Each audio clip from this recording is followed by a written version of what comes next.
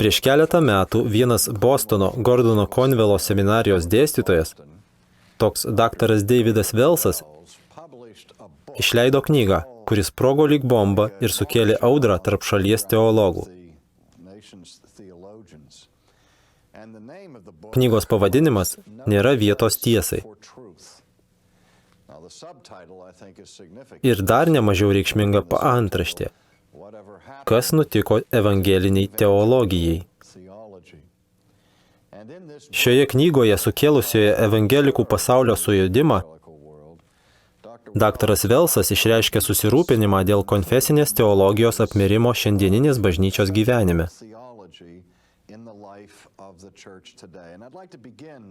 Savo paskaitų seriją norėčiau pradėti citata būtent iš daktaro Wellso knygos. O jis teigia štai ką. Šiandien nesunku pastebėti, kad teologija pranyko iš bažnyčios gyvenimo. Už tai atsakingi kai kurie jos vadovai, bet keisčiausia, kad tai nelengva įrodyti.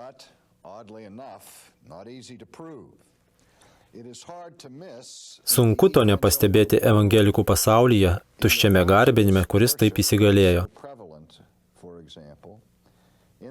Pavyzdžiui, pastebimas persimetimas nuo Dievo prie savęs kaip centrinės tikėjimo ašies. Iš to kyla psichologinis pamokslavimas. Tokie įsitikinimai rodo eroziją, akį rėžia pragmatizmu, negebėjimu įžvalgiai mąstyti apie kultūrą, mėgaujamasi iracionalumu.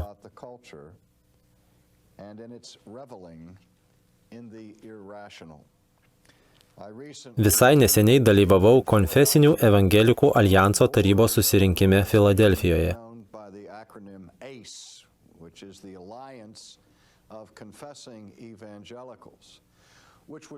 Bene didžiausias stimulas jiems susiburti buvo daktaro Wellso knyga.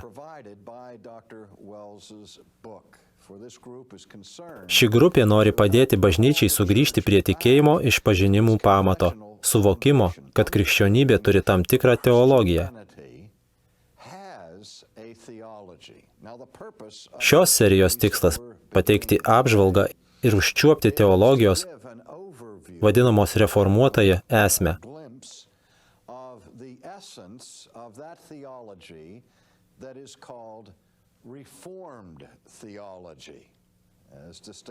Pažiūrėsime, kuo jis skiriasi nuo kitų istorinės krikščionybės šakų. Neturėsime nei laiko, nei galimybių gilintis į smulkmenas. Pateiksiu santrauką, nupiešiu bendrą vaizdą štrichais. Įvadas apims pagrindinės reformatų teologijos idėjas. Pirmas dalykas, kurį noriu pasakyti šiandien, yra tai, kad reformatų teologija yra teologija. Suprantu, atrodo, lyg kalbėčiau tą patį per tą patį. Tačiau noriu pabrėžti, kad tarp religijos ir teologijos yra ryškus skirtumas.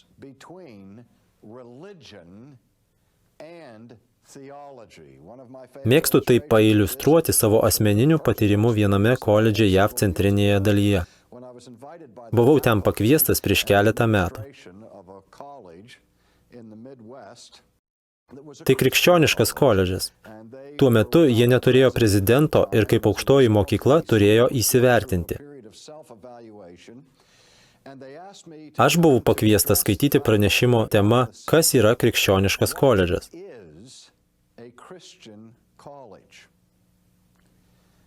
Kai atvykau, dekanas man viską aprodė, apvedžiojo. Eidamas pro pastatą, kuriame buvo raštinė ir visa administracija, virš vienų durų pastebėjau užrašą.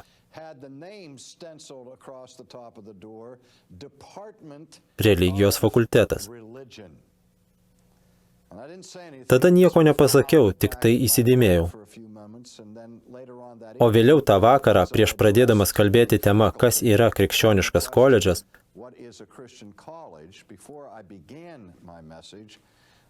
susirinkusiems dėstytojams uždaviau klausimą. Tariau jiems, šiandien pastebėjau, kad šioje mokslo įstaigoje turite religijos fakultetą. Noriu paklausti, ar šis fakultetas nuo pat pradžių vadinamas religijos fakultetu? Ir vienas pagyvenęs dėstytojas iš galo pakėlė ranką ir pasakė, ne, kadaise jis vadinosi teologijos fakultetu. Bet prieš 30 metų mes jį pervadinome religijos fakultetu. Aš paklausiau, kodėl pervadinote? Jis nežinojo. To paklausiau visų kitų ir jie pradėjo spėlioti. Gal mūsų studentams šitaip lengviau į kitą aukštąją mokyklą perkelti sukauptus kreditus? Tada iškėliau kitą klausimą. O kas yra krikščioniškas koledžas?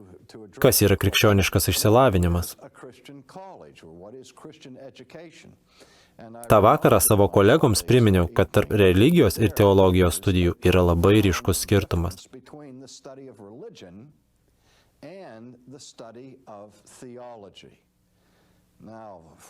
Tiems, kas žiūrite šį pristatymą, lentoje nubraižiau schemą, kurioje išryškėja du požiūriai į tikėjimo klausimą.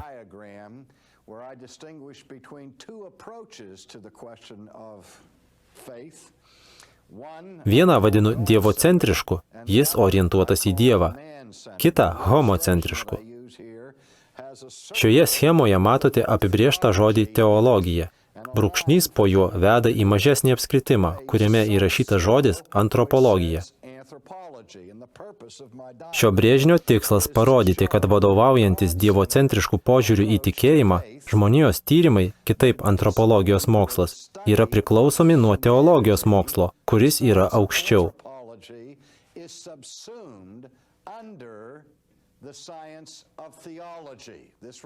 Tai atsispindi universitetų struktūroje viduramžiais.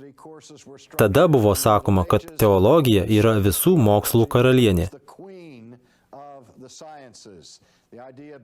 Ta prasme, kad visos kitos disciplinos turi būti dėstomos ir vertinamos aukščiausios tiesos šviesoje, kuris skleidžiasi nagrinėjant Dievo būdą ir charakterį. Buvo manoma, kad studijuoti žmoniją tiesiog būtina supratimo apie Dievą šviesoje, kadangi žmogus yra sukurtas Dievo.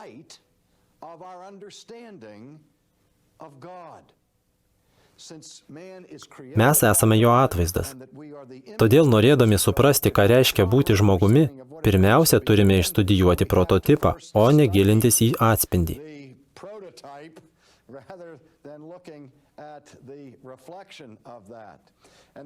Čia po linija yra homocentriškas požiūris. Juo remiantis žmogus yra viso ko ašis. Štai aukščiau yra antropologija, o po tuo apskritimu mažesnis, kuriame įrašytas žodis religija. Jeigu šiuolaikinėme pasaulietinėme universitete yra religijos studijos, jos paprastai yra po sociologijos arba antropologijos mokslų skėčių.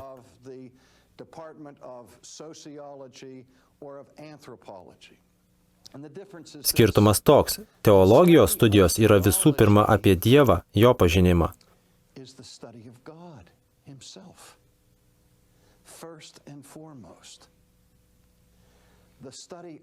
O religijų studijos apie tam tikrą žmogaus elgesį.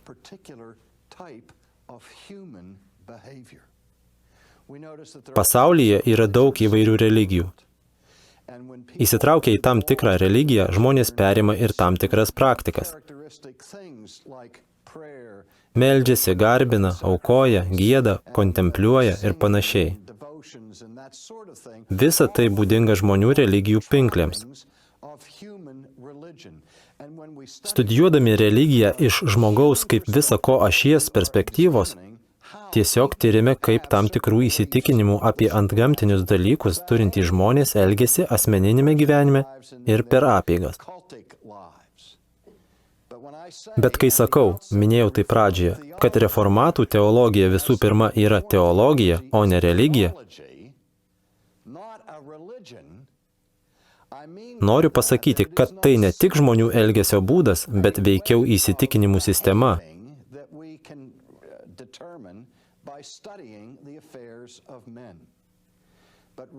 Ištisa sistema, visas gyvenimas ir pasaulėžiūra, kurios centre yra Dievas.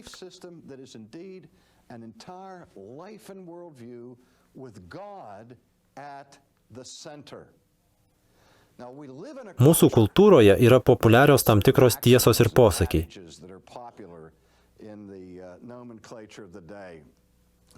Pavyzdžiui, neva visai nesvarbu, kuo žmogus tiki, svarbu, kad nuoširdžiai.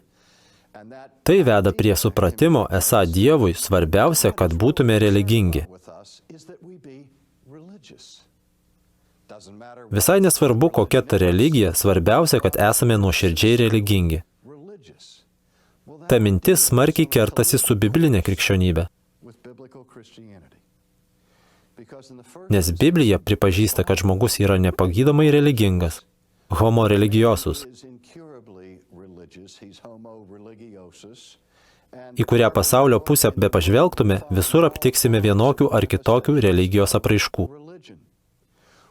Kai žydų tauta buvo Dievo pašaukta, pašventinta ir išskirta kaip šventa tauta, izraelitai nebuvo vieninteliai religingi žmonės pasaulyje. Visos aplinkinės tautos turėjo savo religijas. Bet kai Dievas sudarė sandorą su savo tauta ir pašaukė ją būti šventa, kitokia, nuo pat įstatymo pradžios, jis pasirūpino, kad kai kurie dalykai būtų visiškai aiškus. Pirmas įsakymas – neturėsi kitų dievų mano akivaizdoje. Ir antras – nesidarysi savo jokio drožinio ar kitokio atvaizdo. Pačioje Senojo testamento sandoros sudarytos Sinajuje pradžioje buvo akcentuotas tikėjimas. Jis turėjo būti kitoks, skirtis nuo aplinkinių religijų. Tikėjimas, kuris susitelktų tik į paties Dievo charakterį. Žinome, kas nutiko ankstyvajame Izraelio tautos istorijos etape Senojo testamento laikais. Neseniai Orlande vyko konferencija, kurios tema buvo krikščioniško tikėjimo pagrindai. Tada atkreipiau dėmesį į vieną įvykį, aprašytą Išėjimo knygos 32 skyriuje. Perskaitysiu. Pradėsiu nuo 17 eilutės. Jozuje, išgirdęs šūkaujančios tautos triukšmą, tarė Mozei. Karo šauksmas girdisi stovykloje. O Mozė atsakė, tai nenugalėtojų šauksmas ir nepralaimėjusiųjų balsai, bet dainuojančių balsus aš girdžiu. Įsivaizduokit, Mozė grįžta, leidžiasi nuo Sinajaus kalno, prabuvęs ant kalno vienumoje su Dievu, kalbėjęs su viešpačiu veidas į veidą.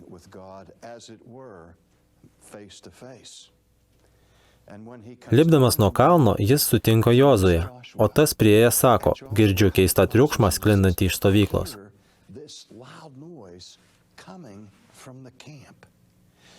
Pirma, Jozuė spėja, kad kilo karas, nes tokį minios šūkavimą, tokį triukšmą išgirsi nebent mūšio lauke.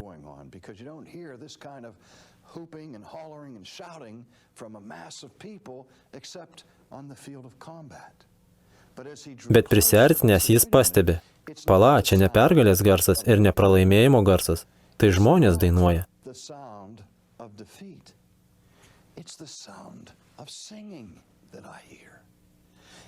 Tada jis suprato, kad susibūrusi Izraelio bendrija švenčia religinę šventę.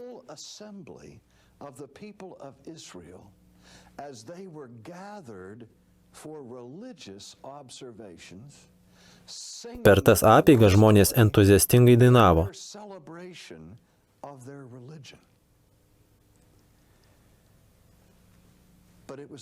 Deja, jos sukosi aplink aukso veršį, kurio tauta išprašė vyriausiojo kunigo Arono. Jie prašė leidimo jį nusiliedinti, kad turėtų Dievą, kaip ir visos aplinkinės tautos. Dievą, kurį galima paliesti, kurį galima matyti. Tokį, kuris atitiktų laiko dvasią ir būtų aktualus. Tokį, kuris sužadintų jausmus. Ir štai pirmas vyriausiasis kunigas, įšventintas paties Dievo, pasidavė tautos spaudimui ir pastatė aukso veršį.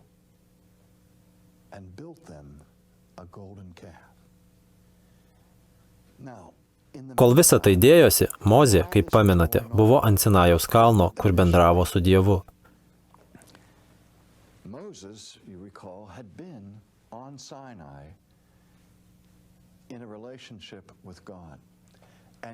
Dievas žinojo, kas dedasi kalno papėdėje, o Mozė ne.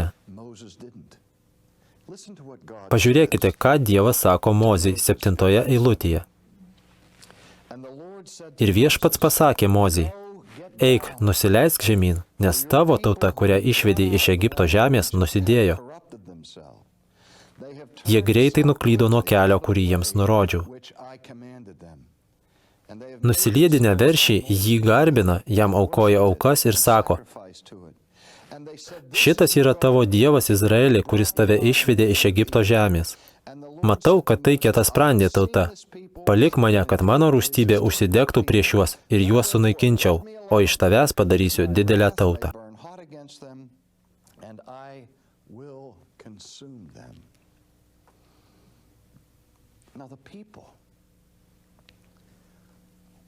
Tauta buvo įsitraukusi į religiją. Tačiau toji religija pasižymėjo šio pasaulio teologiją.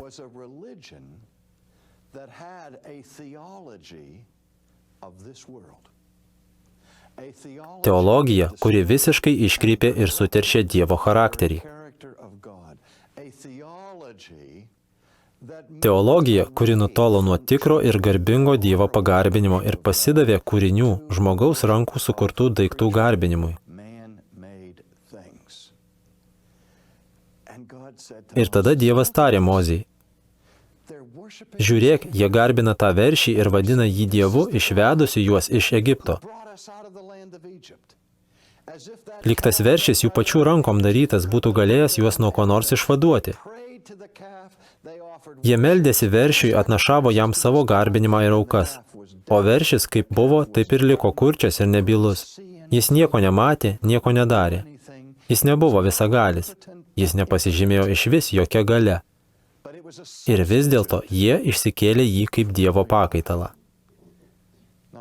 Laiško romiečiams 1 skyriuje apaštalas Paulius sako, kad Dievas apsireiškė per dalykus, kurie sukurti taip, kad labai aiškiai ir suprantamai byloja. Bet kas pažiūrėjęs į juos gali įžvelgti juose amžiną Dievo galią ir dievystę.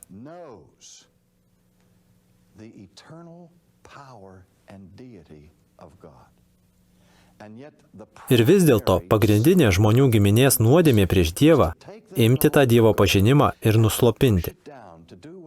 Kaip sako apaštalas laiške romiečiams, užgniaužti teisybę neteisumu, o paskui iškeisti tiesą į melą ir tarnauti kūriniui, o ne kūrėjui.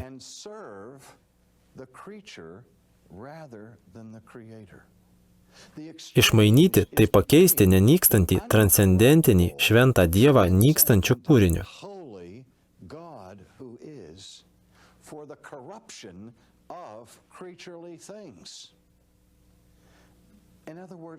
Kitaip tariant, esminė nuodėmė, kurią mes, ne tik pagonys tolimuose čiabuvių kraštuose, primityviose gentyse, bet ir mes darome. Ta nuolat persekiojanti dažniausia nuodėmė yra mūsų polinkis į stabmeldystę.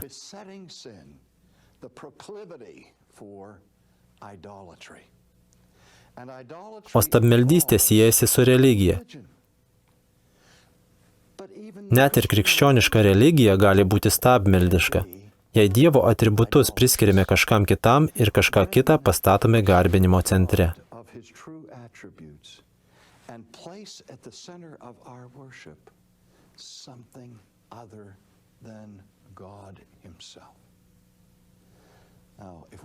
Kalbant apie reformatų teologijos esmę, turiu pasakyti, kad griežčiausias jos akcentas yra teologija, tikrojo Dievo pažinimas.